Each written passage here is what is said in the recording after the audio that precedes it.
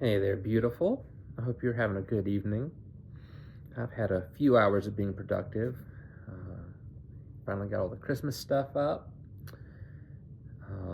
I got picture frames assembled and pictures put in the frames.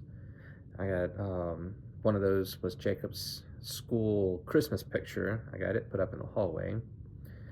Um, Maybe a little bit high, but also as much as we run right there, maybe it's a good thing that I'm not going to hit it with my shoulder. Anyway, I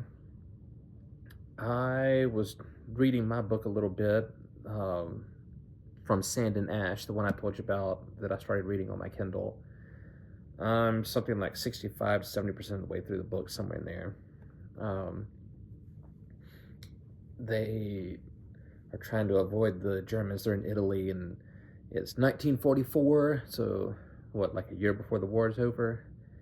And they're getting, because they've been avoiding the Germans, detection by the Germans, I should say.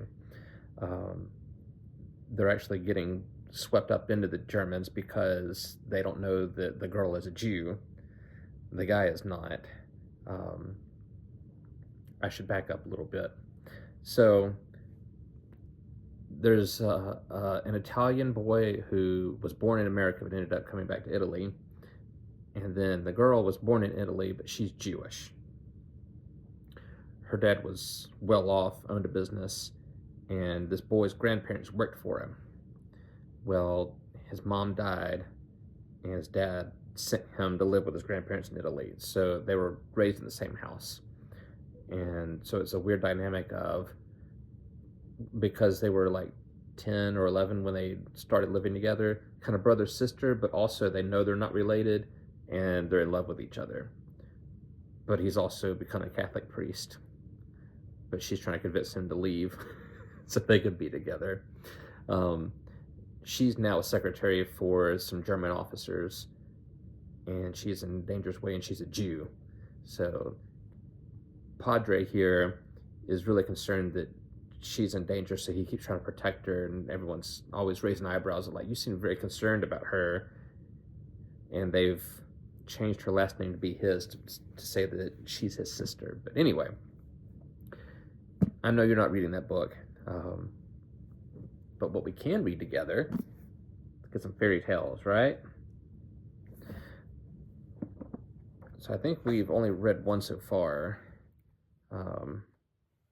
The Fir Tree. Yeah. And this one is called The Daisy. And boy, this one is short. It is essentially 2 pages. Page 3 is like 4 lines. So, I mean, you can see 2 very full pages, but it won't be too bad. All right, this one is The Daisy. Now listen. In the country, close by the high road, stood a farmhouse. Perhaps you have passed by and seen it yourself.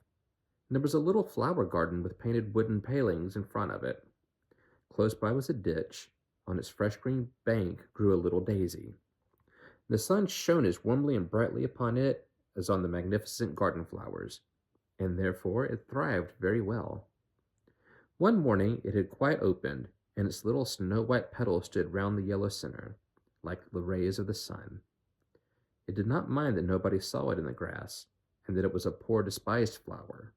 On the contrary, it was quite happy, and turned towards the sun, looking upward and listening to the song of the lark high up in the air. The little daisy was as happy as if the day had been a great holiday. But it was only Monday. All the children were at school, and while they were sitting on the forms and learning their lessons, it sat on its thin green stalk and learnt from the sun and from its surroundings how kind God is, and it rejoiced that the song of the little lark expressed so sweetly and distinctly its own feelings. With a sort of reverence, the daisy looked up to the bird that could fly and sing, but it did not feel envious. I can see and hear, it thought. The sun shines upon me, and the forest kisses me. How rich I am! In the garden close by grew many large and magnificent flowers, and, strange to say, The less fragrance they had, the haughtier and prouder they were. I don't know how to pronounce that one. I guess it's a flower. Uh, paint. Hmm, Peonies. Panties, ponies. I don't know. Uh, Peonies. Is this word going to be gone over again? I don't see it again. That flower puffed themselves up in order to be larger than the roses. But size is not everything. The tulips had the finest. Why is it that that immediately made me think of Saul?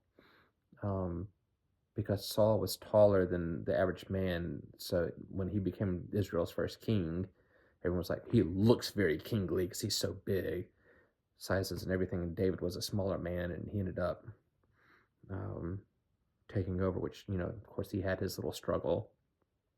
But yeah, size isn't everything. But size is not everything. The tulips had the finest colors, and they knew it well, too, for they were standing bolt upright like candles, that one might see them the better. In their pride, they did not see the little daisy, which looked over to them and thought, how rich and beautiful they are. I am sure the pretty bird will fly down and call upon them. Thank God that I can stand so near and can at least see all the splendor. And while the daisy was still thinking, the lark came flying down, crying, tweet, but not to the peonies and tulips. I need to learn how to say that word. No, into the grass to the poor daisy. Its joy was so great that it did not know what to think. The little bird hopped around it and sang, how beautifully soft the grass is, and what a lovely little flower with its golden heart and silver dress is growing here. The yellow center in the daisy did indeed look like gold, while the little petals shone as brightly as silver. How happy the daisy was! No one has the least idea. The bird kissed it with its beak, sang to it, and then rose up again to the blue sky.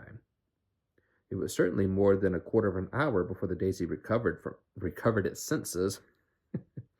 Half ashamed, yet glad at heart, it looked over to the other flowers in the garden. Surely they had witnessed its pleasure and the honor that had been done to it. They understood its joy. But the tulips stood more stiffly than ever. Their faces were pointed and red because they were vexed. The peonies were sulky. It was well that they could not speak. Otherwise, they would have given the daisy a good lecture. The little flower could very well see that they were ill at ease, and pitied them sincerely. Shortly after this, a girl came into the garden with a large, sharp knife.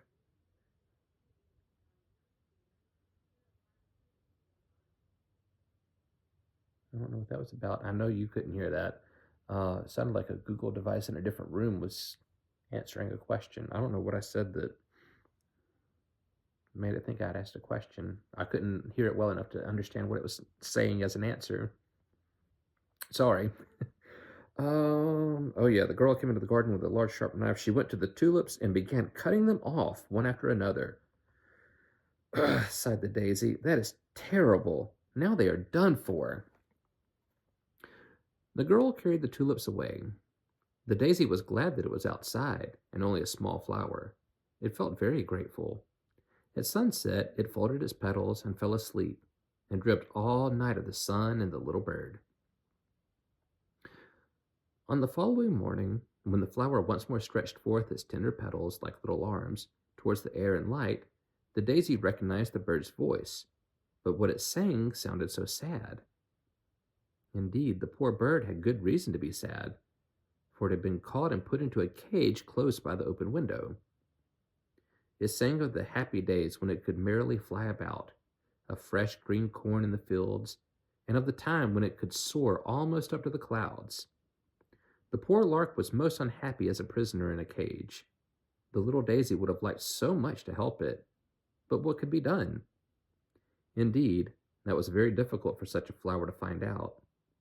It entirely forgot how beautiful everything around it was, how warmly the sun was shining, and how splendidly white its own petals were. It could only think of the poor captive bird, for which it could do nothing.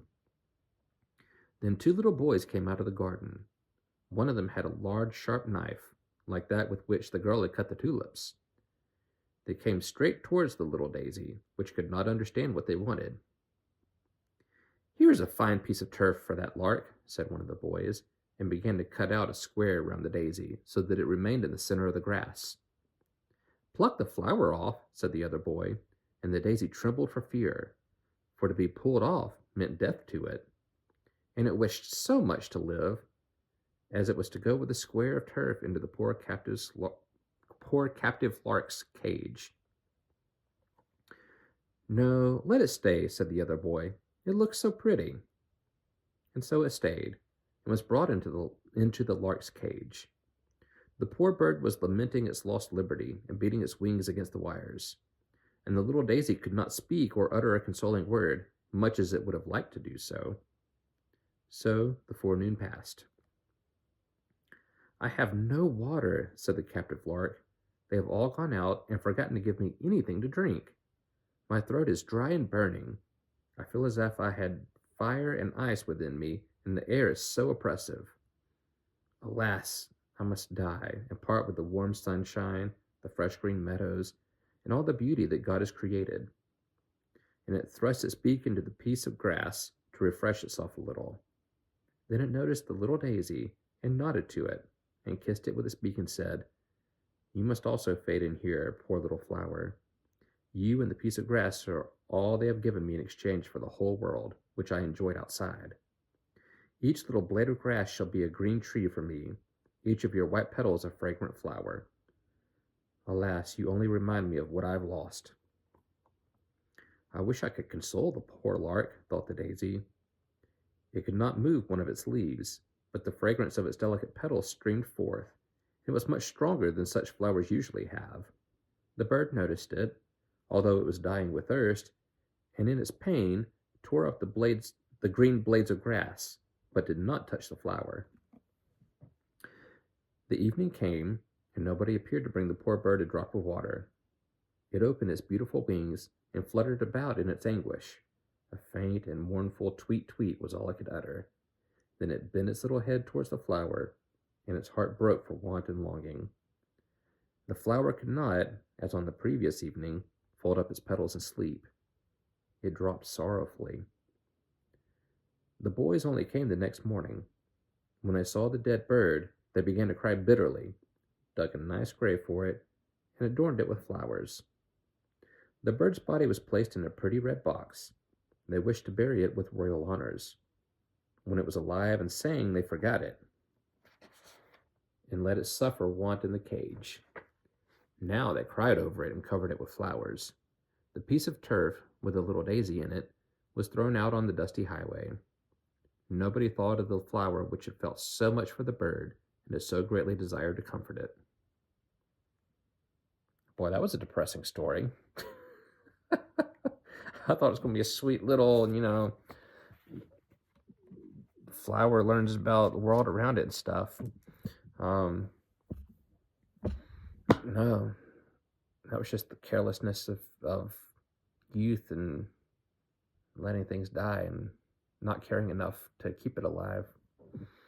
Boy, that was not the cheerful note I thought that was going to be.